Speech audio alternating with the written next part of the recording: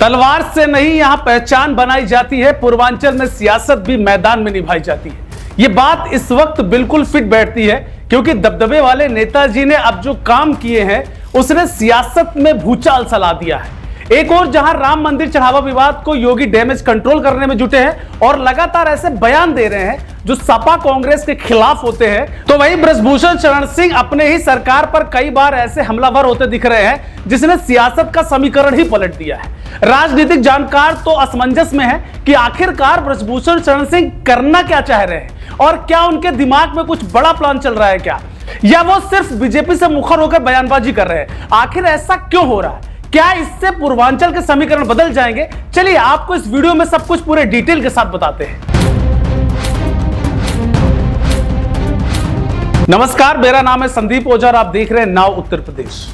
दरअसल राम मंदिर में चढ़ावा गिनती को लेकर चल रही जांच के बीच अब दो नए बयान चर्चा में है।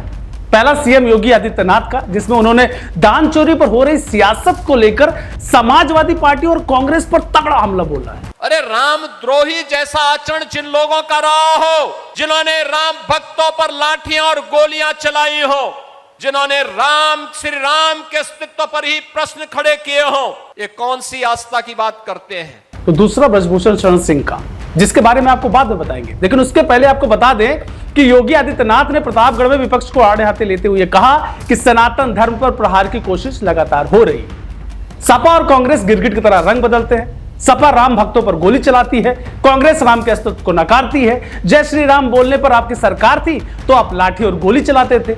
देश सरकार कांग्रेस और सपा के चंगुल में नहीं फंसने वाला। आज की अयोध्या प्रभु श्री राम के समय की अयोध्या का एहसास कराती है, ऐसा सीएम योगी आदित्यनाथ ने कहा।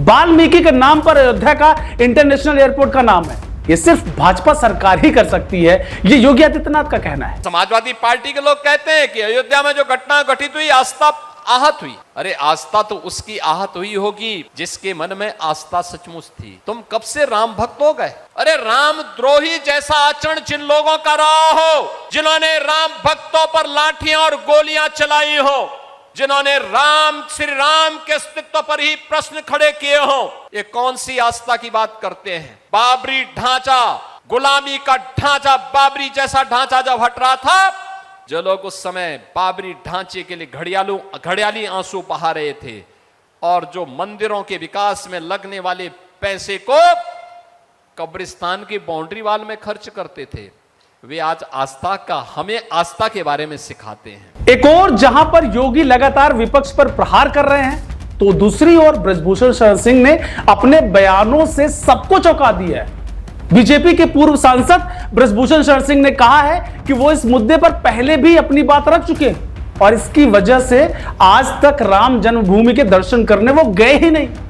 उनके इस बयान के बाद राजनीतिक हलकों में नई चर्चा शुरू हो गई है। सवाल ये कि क्या यह सिर्फ एक व्यक्तिगत राय है या फिर पूर्वांचल की राजनीति में इसकी अलग तरह के व्याख्यान की जा रही है? इसको समझना बेहद जरूरी है। और जब कोई नहीं बोला था संसार में, 4 साल पहले बोल चुका, और इसीलिए आज तक मैं राम जन्मभूमि दर्शन करने नहीं गया क्योंकि यहाँ फर्स्ट डे से खेल चल रहा था। दरअसल अयोध्या में राम मंदिर के चढ़ावे की गिनती से जुड़े मामलों की जांच लगातार जारी है। इस बीच बृजभूषण शरण सिंह का बयान सामने आया। उन्होंने कहा कि वो इस विषय पर पहले भी बोल चुके थे और इसी कारण अब तक वो राम जन्मभूमि दर्शन करने गए ही नहीं। इससे पहले भी उन्होंने सार्वजनिक रूप से कहा था कि अगर वो पूरी बात कहेंगे तो विवाद खड़ा होगा, बखेड़ा खड़ा हो सकता है। उनके इस बयान के बाद राजनीतिक चर्चाएं तेज है। हालांकि जांच एजेंसियां अपना काम कर रही हैं और इस मामले में अंतिम निष्कर्ष अभी आना बाकी है। इस पूरे मामले की चर्चा इसलिए भी बढ़ी क्योंकि राम मंदिर करोड़ों लोगों की आस्था का केंद्र है। ऐसे में इससे जुड़ा कोई भी बयान या घटना राजनीतिक और सामाजिक दोनों स्तर पर चर्चा का विषय बन जाती है। अब बीजेपी का कहना है कि जांच निष्पक्ष तरीके से चल रही है और दोषी कोई भी हो उसके खिलाफ कड़ी कार्रवाई होनी तय है। वही विपक्ष लगातार पारदर्शिता और जवाबदेही की बात उठा रहा है। इसी माहौल में बृजभूषण शरण सिंह का बयान राजनीतिक बहस का हिस्सा बन गया, राजनीतिक बहस के केंद्र में आ गया। इससे पहले भी उन्होंने कहा था कि अगर सच बोलेंगे तो संकट में पड़ जाएंगे।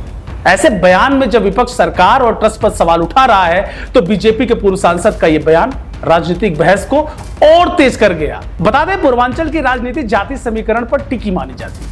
अनुमानित तौर पर इस क्षेत्र में राजपूत जो हैं वो 11 से 13% और यादव 12 से 14%, मुस्लिम आबादी भी अच्छी खासी है 17 से 19% के आसपास और दलित करीब 20%। वहीं राजभर, निषाद, कुर्मी, भूमिहार जैसे समुदाय कई सीटों पर जीत और हार का फैसला तय करते हैं। ब्रजभूषण शरण सिंह की पहचान जो है वो राजपूत समाज के प्रभावशाली नेता के रूप में रही है। ऐसे में उनके बयान को केवल व्यक्तिगत प्रतिक्रिया नहीं बल्कि सामाजिक और राजनीतिक संकेत के रूप में भी देखा जा रहा है। जानकारों का मानना है कि यह मामला 2 स्तरों पर असर डाल सकता है। यदि विपक्ष इसे बीजेपी के भीतर की असहमति के रूप में पेश करने में सफल होता है तो उससे राजनीतिक बढ़त मिल सकती है।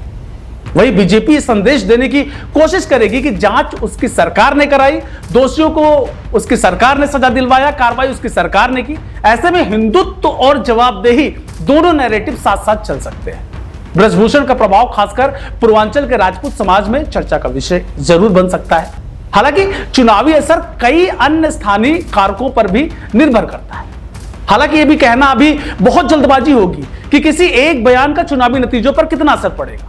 उत्तर प्रदेश जैसे बड़े राज्य में चुनाव के स्थानीय और क्षेत्रीय कारकों से भी प्रभावित होते रहे हैं। फिलहाल तस्वीर इतनी साफ है कि राम मंदिर से जुड़ा विवाद अपनी जांच प्रक्रिया में है, ब्रजभूषण शरण सिंह का बयान राजनीतिक चर्चा में है और 2027 के चुनाव की तैयारियां भी धीरे धीरे रफ्तार पकड़ रही है। आने वाले समय में जांच की प्रगति, राजनीतिक दलों की रणनीति और जनता के मुद्दे तीनों मिलाकर यह तय करेंगे कि चुनावी बहस किस दिशा में जा सकती है।